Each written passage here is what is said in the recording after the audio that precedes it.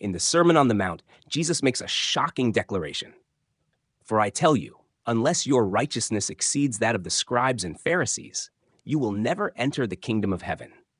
When many Christians hear this, they assume Jesus is telling us to achieve a better righteousness, that if we try harder, live more morally, or become more disciplined, we can surpass the righteousness of the scribes and Pharisees. But if human beings were capable of producing a righteousness greater than theirs, then there would have been no need for Jesus, God in the flesh, to come into this world and die on the cross.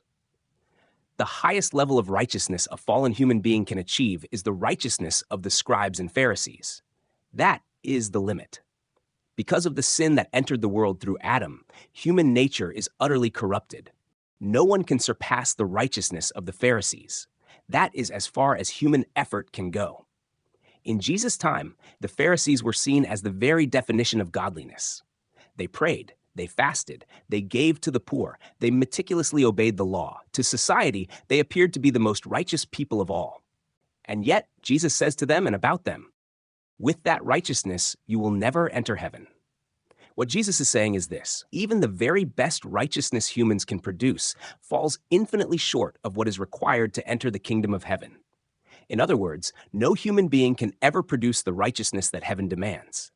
The righteousness God requires is far higher, beyond comparison. Jesus continues, "You therefore must be perfect as your heavenly Father is perfect." God is not asking for a righteousness that is merely better by human standards. He demands perfect righteousness. And here is the problem. We as human beings cannot produce that righteousness, not for a moment, not even once. That is why we must become those who hunger and thirst for righteousness and the poor in spirit. Jesus is not calling us to the righteousness of the Pharisees. He is pointing us to the perfect righteousness of God, the righteousness of Christ. Heaven is not for slightly better people. Heaven is for those who are clothed in perfect righteousness.